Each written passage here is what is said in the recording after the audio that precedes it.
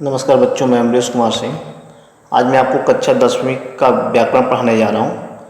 आज हम पढ़ेंगे समास। समास किसे कहते हैं? नए शब्द बनाने के लिए जिन प्रक्रियाओं का प्रयोग किया जाता है उनमें समास प्रमुख है। समास शब्द का अर्थ है संक्षिप्त करना, शॉर्ट करने का प्रोसेस, प्रक्रिया या संक्षेपीकरण। अर्थात जब दो या दो से अधिक शब्दों को पास पास लाकर एक नया सार्थक शब्द बनाया जाता है तो शब्दों को इस तरह संक्षेप करने की प्रक्रिया को समास कहते हैं। जैसे हवन के लिए सामग्री, हवन सामग्री। कमल के समान नयन, जिसके अर्थात कमल नयन श्री राम। नियम के अनुसार, नियमानुसार। गायों के लिए शाला, गौशाला। डाक के लिए खाना, घर, डाक खाना। समस्त पद किसे कहते हैं? सामासिक प्रक्रिया में बने समस्त शब्द को, सामासिक प्रक्रिया में बने नए शब्द को समस्त पद कहते हैं। जैसे पुस्तक के लिए आलय, पुस्तकालय। समुद्र तक, समुद्र। राजा और रानी, राजा रानी आदि। पूर्व पद किसे कहते हैं? समस्त पद के पहले पद को पूर्व पद कहते हैं। जैसे राजा का कुमार, राजकुमार। मन से चाहा हुआ, मनोवांछित। देश के लिए भक्ति, देशभक्ति। इन समस्त पदों में राज, मनो, देश पूर्व पद है। उत्तर पद, आइए उत्तर पद किसे कहते हैं?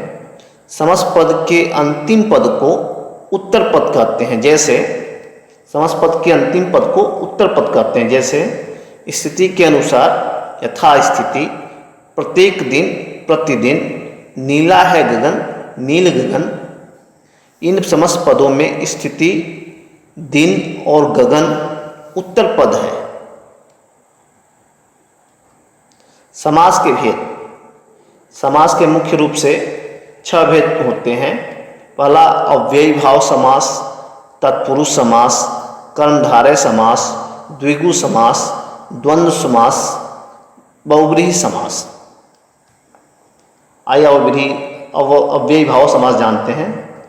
जिस समास में पूर्व पद प्रधान एवं अव्यय होता है तथा समस्त पद भी प्रधान होता है, उसे अव्ययी भाव समास कहते हैं। इसका उत्तर पद संज्ञा या विशेषण होता है। समास किए जाने से पहले दोनों पदों का भाव अलग अलग होता है। अव्ययी भाव समास के पहले पद में अनु, आ, प्रति, यथा, भर, हर आदि आते हैं। जैसे आजन्म, जन्म से लेकर। यथामति, मति के अनुसार। प्रतिदिन, दिन दिन। तत्पुरुष समास किसे कहते हैं? जिस सामासिक शब्द का दूसरा पद प्रधान होता है तथा दोनों पदों के बीच में लगी विभक्ति या विभक्ति चिन्हों का लोप हो, उसे तत्पुरुष समास कहते हैं। जैसे मूर्ति को बनाने वाला, मूर्तिकार। काल को जीतने वाला, कालजयी। राजा को धोखा देने वाला, राजद्रोही। खुद को मारने वाला, आत्मघाती। मांस को खाने वाला, मांसाहारी। शाक को खाने वाला, शाकाहारी आदि। तत्पुरुष समास के भेद। तत्पुरुष के 6 भेद होते हैं। कारक चिन्हों के अनुसार तत्पुरुष समास के 6 भेद होते हैं। पहला करण तत्पुरुष समास। यह समास को चिन्ह के रूप में, चिन्ह के लोप से बनता है। मतलब को चिन्ह के जगह पर दूसरा कोई शब्द प्रयोग होने पर बनता है। कर्म तत्पुरुष। यह समास 2 कारक चिन्हों से और के द्वारा के लोप से, के नहीं होने से बनता है। संप्रदान तत्पुरुष। इस समास में कारक चिन्ह के लिए का लोप हो जाता है। अपादान तत्पुरुष। इस समास में अपादान कारक के चिन्ह से का लोप हो जाता है। संबंध तत्पुरुष समास। संबंध कारक के चिन्ह का, के व की का लोप हो जाता है, वहाँ संबंध तत्पुरुष समास होता है। अधिकरण तत्पुरुष समास, इस समास में कारक चिन्ह में और पर का लोप होता है। कर्मधारय समास, कर्मधारय समास किसे कहते हैं? जिस समास का पहला पद विशेषण या उपमेय और दूसरा पद विशेष्य या उपमेय होता है उसे कर्मधारय समास कहते हैं। इस समास का उत्तर पद प्रधान होता है एवं विग्रह करते समय दोनों पदों के बीच में के समान है जो रूपी में से किसी एक शब्द का प्रयोग होता है। जैसे इसका उदाहरण इस प्रकार है, चरण कमल, चरण के समान, कमल के समान चरण। नील गगन, नीला है जो गगन। चंद्रमुख, चंद्र जैसा मुख वाला। द्विगु समास, द्विगु समास किसे कहते हैं? जिस समास में प्रथम पद संख्यावाचक हो वह द्विगु समास कहलाता है। जिससे इसका उदाहरण इस प्रकार है, दोपहर, दो पहरों का समाहार। शताब्दी, 100 सालों का समूह। पंचतंत्र, पंचतंत्र, 5 तंत्रों का समाहार।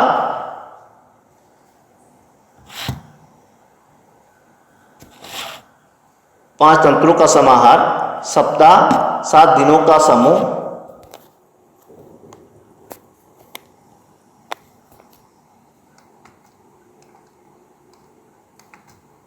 द्वंद्व समास, द्वंद्व समास किसे कहते हैं? जिस समास में प्रथम और दूसरा पद दोनों पद प्रधान हो और समास करने पर या और तथा अथवा जैसे योजकों का लोप होता हो वहाँ द्वंद्व समास होता है। जैसे देश विदेश, देश और विदेश। रात दिन, रात और दिन। भला बुरा, भला और बुरा। छोटा बड़ा, छोटा और बड़ा। बहुव्रीहि समास, जिस समास में प्रथम एवं दूसरा पद गौण होता है तथा किसी तीसरे पद की तरफ संकेत करते हैं बहुव्रीहि समास कहलाता है। इसका उदाहरण इस प्रकार है, चक्रपाणि, चक्र को धारण करने वाले श्री कृष्ण। दशानन, 10 है सर जिसके रावण। लंबोदर, लंबा पेट है जिसका गणेश। मुरलीधर, मुरली बजाने वाला श्री कृष्ण। गिरिधर, गोवर्धन पर्वत को उठाने वाला श्री कृष्ण। धन्यवाद।